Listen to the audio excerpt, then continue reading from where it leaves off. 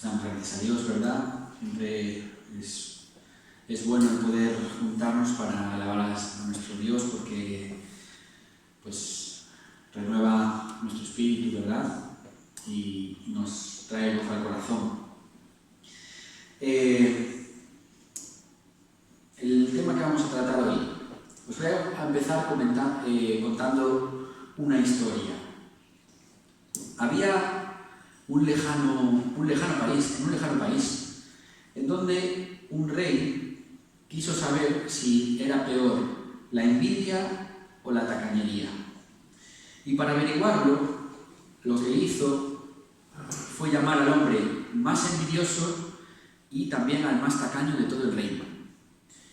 Y cuando los tuvo enfrente, les dijo: cada uno de ustedes pida lo que quiera, pero en función de lo que pidan, le voy a dar el doble de lo que pidan al otro.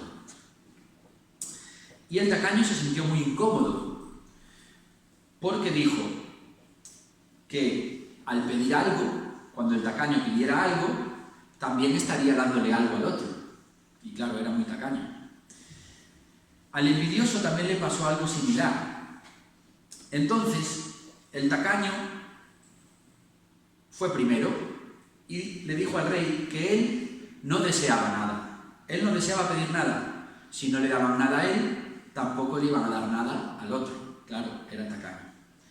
Pero llegó el turno del envidioso y este dijo: deseo que me saquen un ojo. Entonces, ¿qué pasó? Que al otro le iban a dar el doble. A él le sacaban uno y al tacaño le iban a sacar los dos. Moraleja de este cuento sobre bueno, no voy a decir todavía de lo que es, pero una persona envidiosa está dispuesta a sufrir si con ello logra que el otro sufra más. Qué fuerte, ¿no? Una persona envidiosa está dispuesta a sufrir si con ello logra que el otro, la persona a la que envidia, sufra más.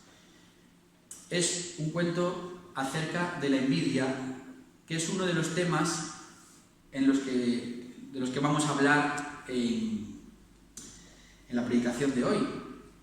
Y os invito que abramos la Biblia en Daniel capítulo 6.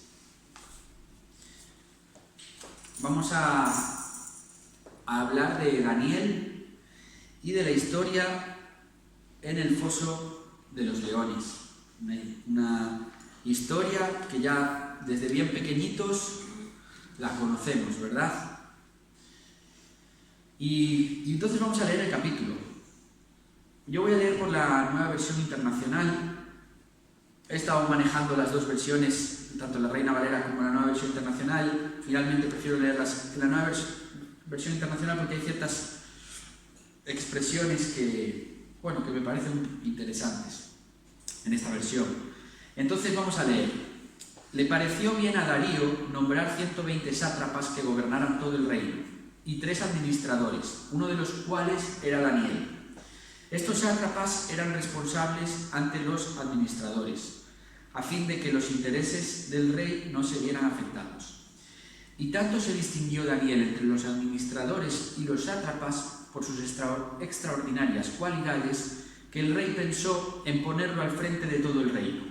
Entonces los administradores y los sátrapas empezaron a buscar algún motivo para acusar a Daniel de malos manejos en los negocios del reino. Sin embargo, no pudieron encontrar corrupción en él, porque era digno de confianza y no era negligente ni corrupto. Por eso concluyeron: nunca encontraremos nada de que acusar a Daniel a no ser algo relacionado con la ley de su Dios.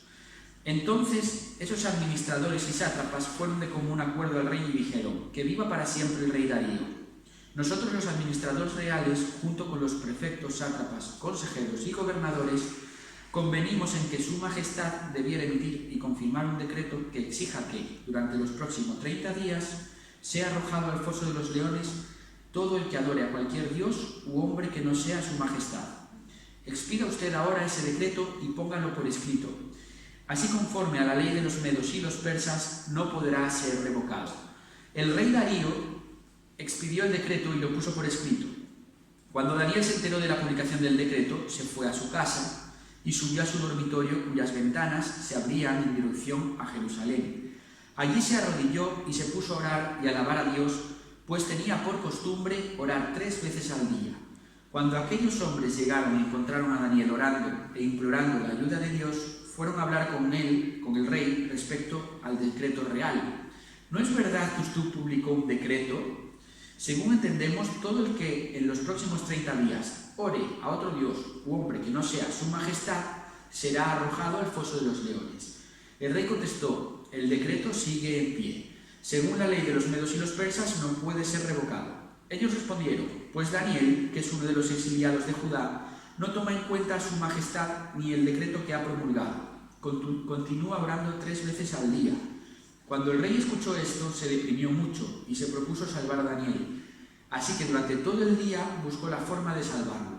Pero aquellos hombres fueron a ver al rey y lo presionaron. Recuerde, su majestad, que según la ley de los medos y los persas, ningún decreto ni edicto emitido por el rey puede ser modificado. El rey dio entonces la orden y Daniel fue arrojado al foso de los leones. Allí el rey animaba a Daniel: que tu Dios, a quien sirves continuamente, se digne a salvarte. Trajeron entonces una piedra y con ello taparon la boca del foso, y el rey lo selló con su propio anillo y con el de sus nobles, para que la sentencia contra Daniel no pudiera ser cambiada. Luego volvió a su palacio y pasó la noche sin comer y sin divertirse, hasta el sueño se le fue. Tan pronto como amaneció, se levantó y fue al foso de los leones. Ya cerca, lleno de ansiedad, gritó: Daniel, siervo del Dios viviente, ¿pudo tu Dios, a quien sirves continuamente, salvarte de los leones? Que viva el rey por siempre, contestó Daniel. Mi Dios envió a su ángel, quien cerró la boca de los leones. No me han hecho ningún daño, porque Dios bien sabe que soy inocente. Tampoco he cometido nada malo contra su majestad. Sin ocultar su alegría, el rey ordenó que sacaran del foso a Daniel. Cuando lo sacaron, no se halló un solo rasguño, pues Daniel confiaba en su Dios. Entonces el rey mandó a traer a los que lo habían acusado y ordenó que les arrojaran al foso de los leones junto con sus esposas y sus hijos. No habían tocado el suelo cuando ya los leones habían caído sobre ellos y les habían triturado los huesos. Entonces el rey Darío escribió un decreto a todos los pueblos, naciones y lenguas de la tierra: paz y prosperidad. He decretado que en todo lugar de mi reino la gente adore y honre al Dios de Daniel, porque Él es Dios vivo y permanece para siempre. Su reino jamás será destruido y su dominio jamás tendrá fin. Él rescata y salva, hace señales y maravillas en los cielos y en la tierra. Ha salvado a Daniel de la garra de los leones. Fue así como Daniel prosperó durante los reinados de Darío y de Ciro el persa. Muy bien, pues hasta aquí capítulo 6 del libro de Daniel. En este punto de la historia del libro de Daniel, a estas alturas, sabemos que Daniel ya no era un chico. Cuando Daniel llega a Babilonia, que se narra en el capítulo 1, Daniel se cree que probablemente era un adolescente, un chico joven, entre unos 15 y 20 años de edad. Y como vemos, pues Daniel, a lo largo de lo que se nos va narrando en todo el libro de Daniel, pues Daniel va atravesando diferentes situaciones, tanto él como sus amigos. El tema es que en el momento que narra en este capítulo, Daniel, pues se calcula que aproximadamente ya tendría entre unos 85 y 90 años de edad. Es decir, era una persona ya de edad ya avanzada. Daniel había tenido un testimonio tremendo en el lugar donde estaba. Él vivía en un entorno hostil, en un entorno pecaminoso. De hecho, Daniel fue fiel desde el primer momento a a los valores, a lo que la palabra, a lo que la ley de Dios enseñaba, y fue algo que siempre mantuvo presente en toda su vida. De hecho, en el capítulo 1 de Daniel se narra cómo cuando Daniel y sus amigos llegan a Babilonia, los introducen en un proceso de reeducación. Querían adaptarlos a toda la cultura y a toda la ley babilónica. Pero tanto Daniel como sus amigos nunca olvidaron su origen, nunca olvidaron lo que ellos habían aprendido de pequeños, nunca dejaron de tener temor al Señor, a Dios. El reino de Babilonia había sido conquistado, ¿vale? Cuando Daniel y sus amigos llegan a Babilonia, el rey era Nabucodonosor. Era el reino de Babilonia, pero el reino de Babilonia, años más tarde, es conquistado por los persas, por los medos y los persas. Y de hecho, pues el rey Darío es un rey persa. Entonces ahora estaríamos dentro de lo que sería el reino ya medo-persa, ¿vale? Ya había pasado el reino de Babilonia, aunque Daniel se encontraba en la ciudad de Babilonia, pero controlada por los medos y los persas.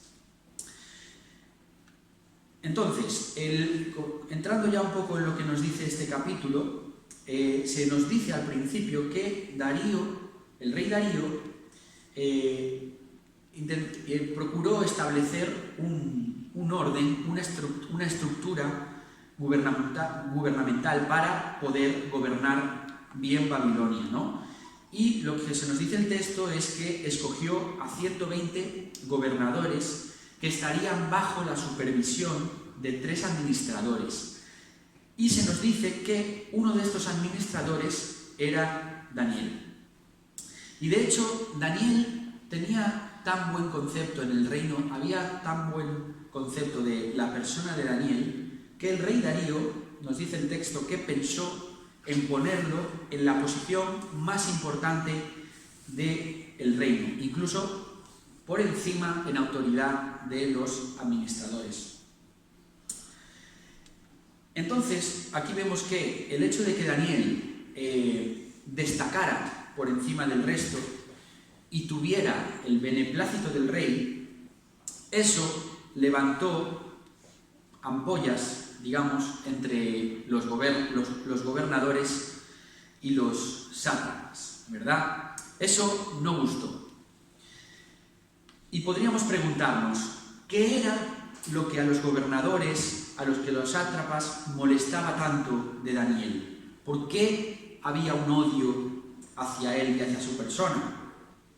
Y entonces vamos a enumerar varias razones de por qué la persona de Daniel les molestaba tanto. En primer lugar, podríamos decir que Daniel no era como ellos. No era, en su forma de ser, en su forma de conducirse, en su vida, su conducta, no era como la de ellos. Porque en el versículo 4 leemos que los sátrapas buscaron algún motivo para acusar a Daniel, pero vieron que Daniel no era ni negligente y tampoco era corrupto. Daniel era una persona con integridad, con una conducta intachable.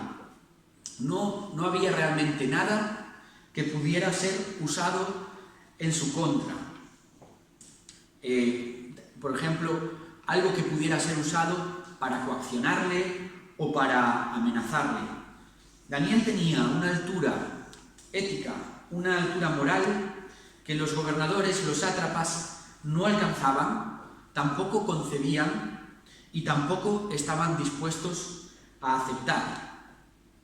Otra de las razones por las que Daniel molestaba tanto a estas personas posiblemente era el origen judío de Daniel, que Daniel era judío.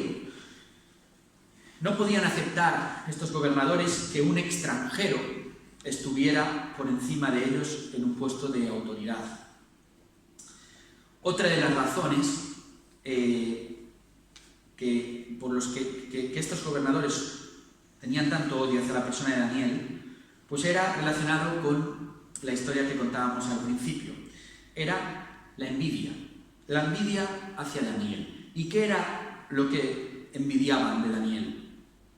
Bueno, a lo largo del libro siempre se nos dice que Daniel tenía un espíritu de sabiduría, de inteligencia, siempre por encima de todos los demás sabios del reino, magos, hechiceros. Dios estaba con Daniel, ¿verdad? No había nadie en el reino que tuviera la capacidad que tenía Daniel. Superaba ampliamente a todos. Y esto generalmente es lo que generaba envidia, ¿verdad?, hacia la persona de Daniel. Podemos decir que, sea en el ámbito que sea, cuando una persona destaca, enseguida surgen los celos de las personas que lo rodean. Y aquí quiero hablar un poquito, hacer un breve paréntesis, ¿no?, para hablar acerca un poco de lo que es la envidia, ¿no? La envidia es una emoción, un sentimiento, bueno, una de las dos cosas, porque yo y Rebe ayer debatíamos si la envidia es un sentimiento o es una emoción. Para lo que lo sepáis, emociones y sentimientos no es lo mismo. Pero bueno, no vamos a entrar ahora en ese debate. Pero todos seguro que alguna vez hemos sentido este sentimiento de envidia. Sin duda, es algo que como creyentes tenemos que aprender a detectar y tenemos que también saber gestionar, porque cuando uno da lugar a la envidia, entonces aparecen pensamientos de tristeza o que pueden traer amargura, ¿verdad? Y que va en contra del estado de ánimo, que va en contra de la conducta que debe caracterizar a un creyente. Dar lugar a la envidia en nuestra vida es de perjuicio. ¿Y por qué es de perjuicio? Pues porque en primer lugar, las acciones en primer lugar la envidia no agrada a Dios. Es algo que no agrada a Dios. Y en segundo lugar, nos perjudica a nosotros mismos. Y también puede perjudicar, los hechos que derivan de una persona envidiosa, las acciones que brotan de un corazón envidioso también pueden perjudicar a otros. Y en la Biblia tenemos diferentes ejemplos. Por ejemplo, los hermanos de José, que tenían una gran envidia por el trato que José recibía de su padre, ¿verdad? Y vemos cómo esa envidia derivó en acciones que perjudicaron a José y a ellos mismos también. También se nos dice en los evangelios que los fariseos tenían envidia de Jesús y que una de las causas de que procuraran la muerte de Jesús era porque tenían envidia. Y en la Biblia también tenemos algunas exhortaciones y advertencias con respecto a la envidia. En Gálatas 5, capítulo donde encontramos los frutos del Espíritu, unos versículos antes se nos da un listado de lo que son las obras de la carne. Y nos dice este texto: las obras de la carne, que son adulterio, fornicación, inmundicia, lascivia, idolatría, hechicerías, enemistades, pleitos, celos, iras, contiendas, disensiones, herejías, envidias. Y luego cita homicidios, borracheras, orgías y cosas semejantes a estas. O sea que nos comenta, nos cita este versículo a la envidia y a los celos como obras de la carne. También en Proverbios leemos que el corazón apacible es vida de la carne, mas la envidia es carcoma de los huesos. Carcoma de los huesos. La envidia, lo que decíamos antes, trae amargura, ¿verdad? Y la amargura, si alguna vez habéis experimentado la amargura podríamos decir, ¿no?, que es como lo dice aquí el texto, como carcoma de los huesos. ¿Qué es lo que hace la carcoma? Va destrozando por dentro la madera, ¿no? Por fuera aún puede guardar las formas, pero por dentro el mueble está destrozado.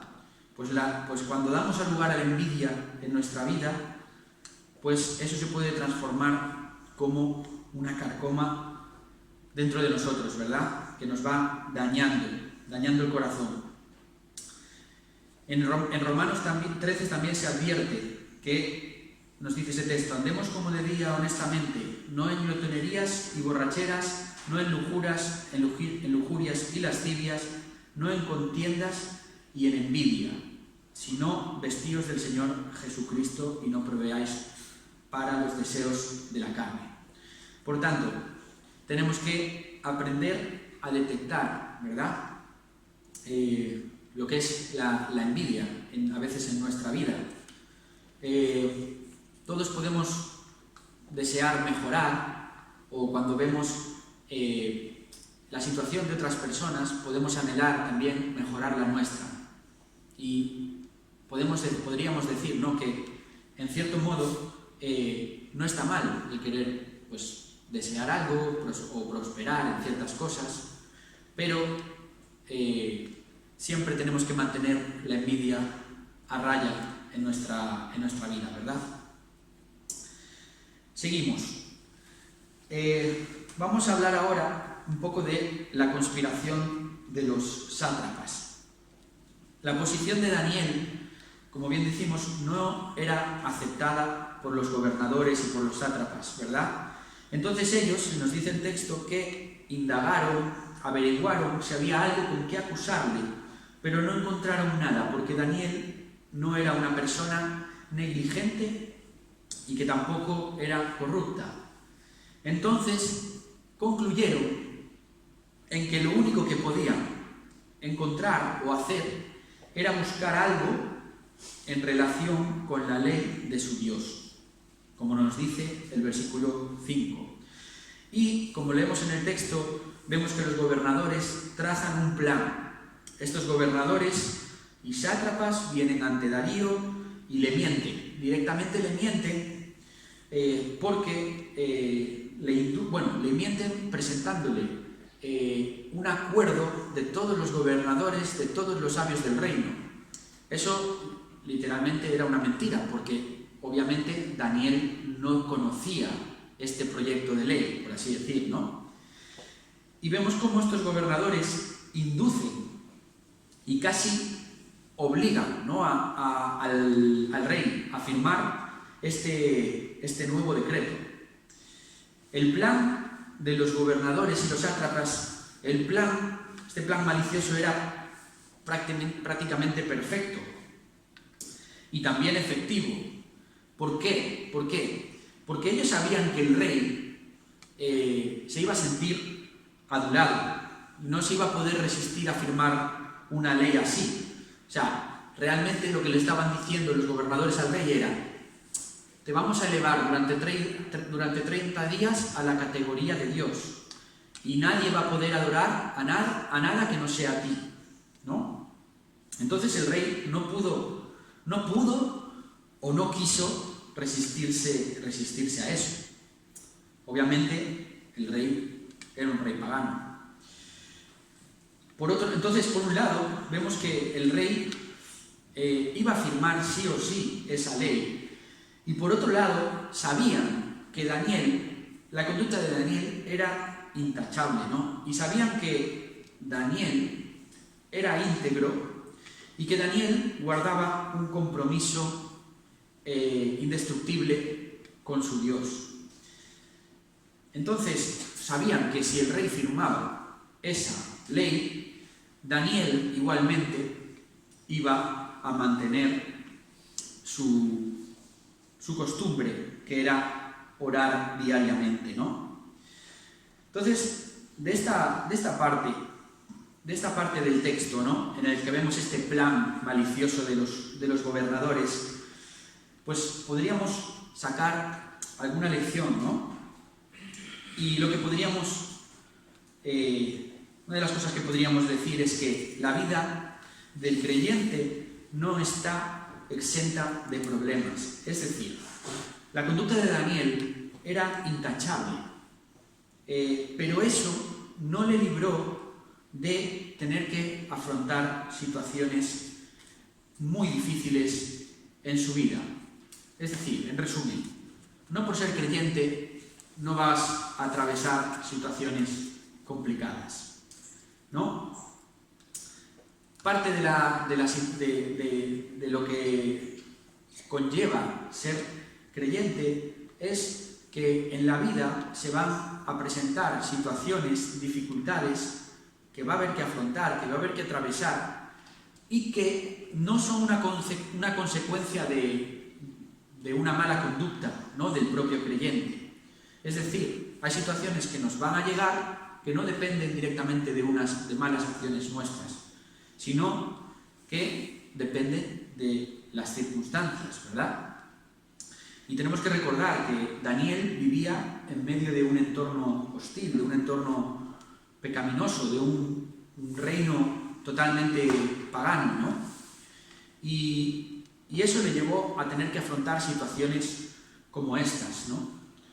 Nosotros en nuestra vida también podemos llegar a tener que pasar por situaciones que no hemos provocado, pero que Dios permite y que van a ser una oportunidad para fortalecer nuestra fe y para crecer en nuestra vida cristiana, para nuestro crecimiento espiritual.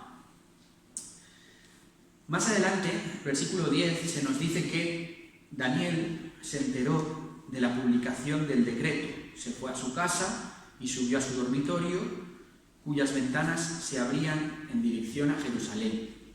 Allí se arrodilló y se puso a orar y a alabar a Dios, pues tenía por costumbre orar 3 veces al día. Entonces, ¿qué hizo Daniel una vez que conoció el edicto que había firmado el rey? Pues él siguió haciendo lo que llevaba años haciendo, orar a Dios. Daniel no iba a retroceder, él no se iba a esconder, tampoco iba a actuar de una manera cobarde o disimulada. No iba a permitir que las circunstancias de ese momento determinaran sus convicciones, ¿verdad? En ese sentido, Daniel, en cuanto a sus convicciones, era inflexible y no le importó las consecuencias que sus actos pudieran tener para él, si con ello agradaba a Dios. Y no era que Daniel no conociera a lo que se enfrentaba, ¿verdad? Porque el pago de desobedecer ya sabemos cuál era, ¿no? Por tanto, vemos que Daniel tuvo coraje, ¿verdad? Podríamos decir que fue un coraje extraordinario. Entonces, otra cosa, ¿no?, que destaca en la figura de Daniel es la determinación en sus convicciones. Él mantuvo su vida de oración con total normalidad. Sus acciones reflejaban que no había nada más importante para él que Dios. Entonces, tenemos aquí un nuevo ejemplo, ¿verdad?, en la figura de Daniel para nosotros. Nosotros también como creyentes necesitamos ser determinados, necesitamos determinación, necesitamos estar firmes en nuestras convicciones. ¿Y cuáles son nuestras convicciones o cuáles deben ser nuestras convicciones? Las convicciones de un creyente las encontramos en las verdades que nos enseña la palabra de Dios. Debemos estar firmes en la verdad de la palabra y sobre todo en un mundo, ¿verdad?, que cada día va más en una corriente totalmente contraria a lo que Dios nos enseña. No es fácil porque es como nadar a contracorriente. ¿Alguna vez habéis nadado en contra de la corriente? Pues es muy difícil, y más que difícil, es agotador, ¿verdad? Es muy agotador ir contra la corriente. Y en nuestro andar cristiano, pues en muchas situaciones esto va a ser así. Y puede ser que el precio a pagar sea mucho, pero es necesario, ¿verdad? Es necesario que nos mantengamos firmes. Y tenemos la promesa, ¿verdad?, de Dios, de que Dios no nos abandona en ninguna circunstancia. En la Biblia encontramos numerosos textos que nos exhortan a mantenernos firmes, y vamos a citar algunos de ellos, ¿verdad? 1 Corintios: manténganse alerta, permanezcan firmes en la fe, sean valientes y fuertes. Aquí vemos, ¿verdad?, mantenernos firmes en la fe, ser valientes y fuertes. En Gálatas leemos: Cristo nos libertó para que vivamos en libertad. Por lo tanto, manténganse firmes y no se sometan nuevamente al yugo de esclavitud, ¿verdad? En Cristo tenemos una libertad, ¿verdad? Tenemos que mantenernos firmes en la verdad del Evangelio y no renegar nunca, ¿verdad? Nunca, no podemos retroceder, ¿verdad? Porque Dios, obviamente, nos ha cambiado, somos personas, somos nuevas criaturas y debemos procurar mantenernos firmes en lo que Dios nos ha llamado. Por lo tanto, aquí dice 1 Corintios: por lo tanto, mis queridos hermanos, manténganse firmes e inconmovibles, progresando siempre en la obra del Señor, conscientes de que su trabajo en el Señor no es en vano. A veces podemos tener la sensación de desánimo, ¿verdad? O de que es muy complicado manejarnos en este mundo, ¿verdad? En un mundo hostil donde las corrientes de pensamiento, las conductas muchas veces chocan frontalmente, ¿verdad?, con lo que Dios nos enseña en su palabra. Pero debemos recordar lo que nos dice este texto, ¿verdad?, de que la obra del Señor va a seguir progresando y de que nuestro trabajo en el Señor, delante de Dios, no es en vano, ¿verdad? Y también aquí, por ejemplo, un último texto en Hechos que nos dice: se mantenían firmes en la enseñanza de los apóstoles, en la comunión, en el partimiento del pan y en la oración.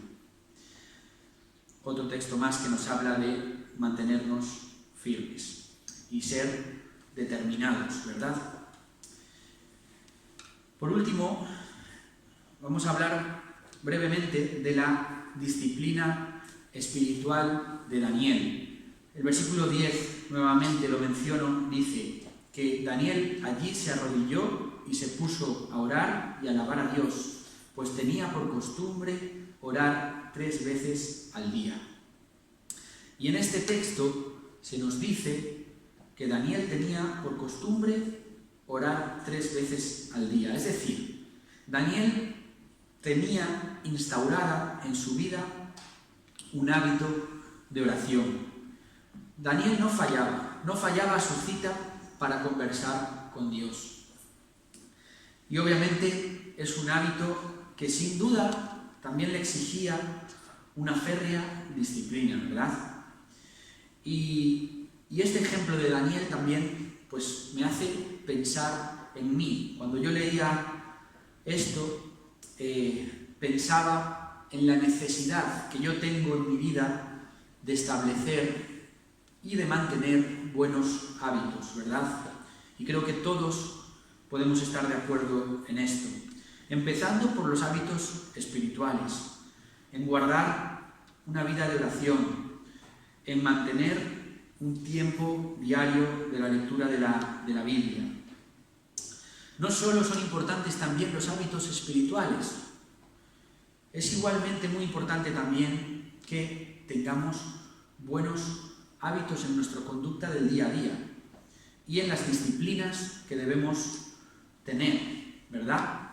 Por ejemplo, es importante intentar tener buenos hábitos, pues, por ejemplo, de sueño, buenos hábitos alimentarios, de llevar una correcta alimentación, incluso tener buenos hábitos de ejercicio que nos permitan cuidar de nuestro cuerpo, ¿verdad? Tenemos un cuerpo que Dios nos ha dado y tenemos que cuidarlo, ¿vale? Eso es algo bíblico también. Tenemos que tener buenos hábitos espirituales, pero también buenos hábitos que nos ayuden a cuidarnos y cuidar del cuerpo que Dios nos ha dado. Ser ordenados y disciplinados en todos estos aspectos nos ayuda en el día a día a ser más eficaces, no dando lugar a la pereza y no dando lugar a lo que es mantenerse ociosos, ¿vale? Hay muchos textos en la Biblia que advierten con respecto a las personas perezosas, ¿verdad? O a las personas ociosas. En Proverbios 13, versículo 4, dice que el alma del perezoso desea y nada alcanza, mas el alma de los diligentes será prosperada. Y en Romanos 12, 11 nos dice: en lo que requiere diligencia, no perezosos, fervientes en espíritu, sirviendo al Señor. Por tanto, en nuestro día a día tenemos que intentar guardar un orden, intentar establecer buenos hábitos, intentar mantener la disciplina, porque es algo que también agrada al Señor. Y vamos ya al desenlace de la historia. Sabemos que, como hemos leído, sabemos que Daniel tuvo que pagar las consecuencias de mantenerse fiel a Dios, ¿verdad?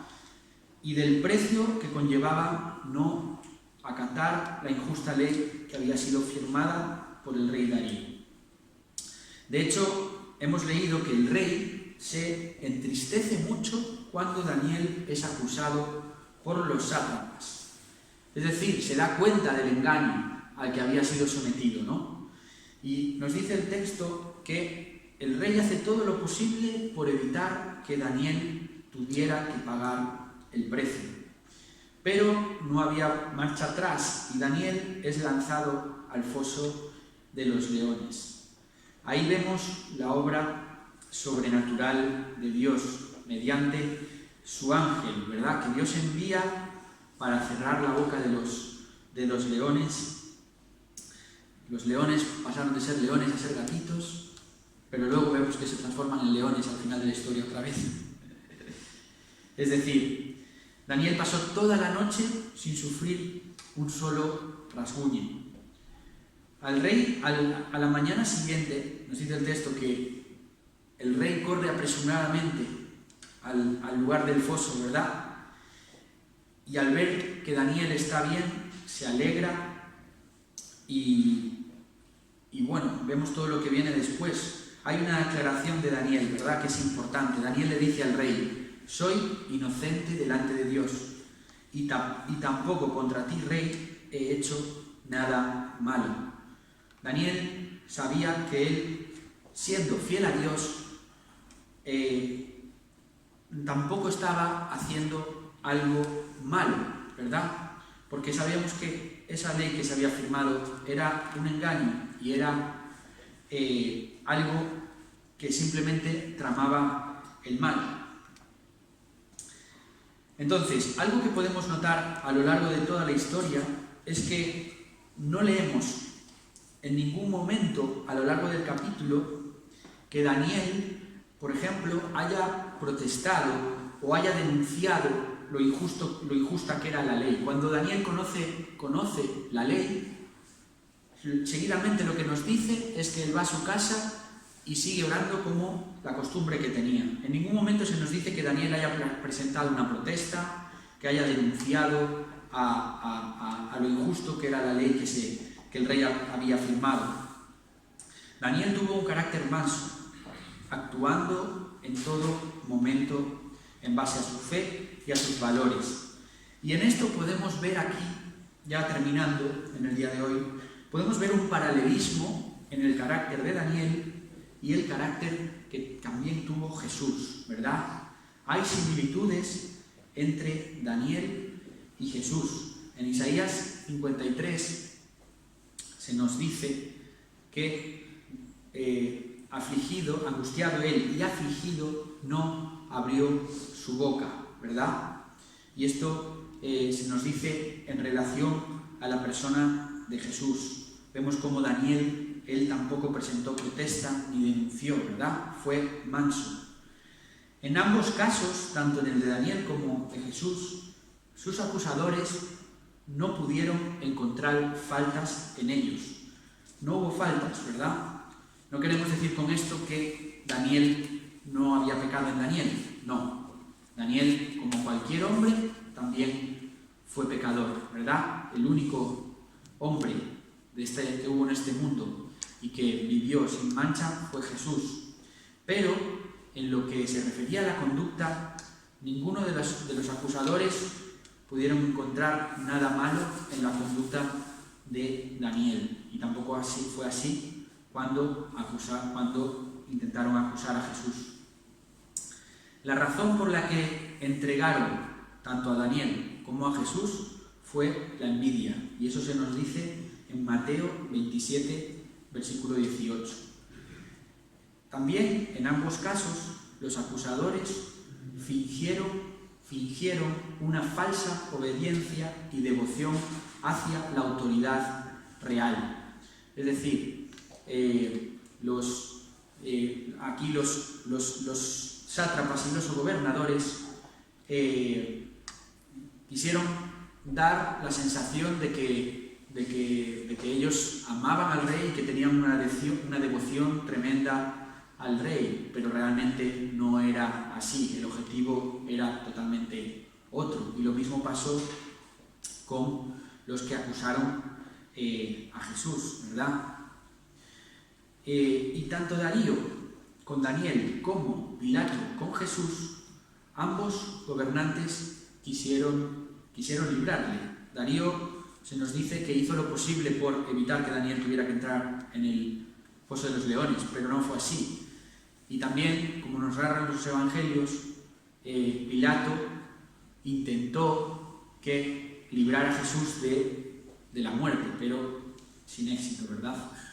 Por tanto, que vemos cómo en el carácter de Daniel, en las cosas que él experimentó, vemos una imagen de lo que habría de venir, ¿verdad? En el carácter de Jesús y en las cosas que también tuvo que afrontar Jesús, nuestro Señor, ¿verdad?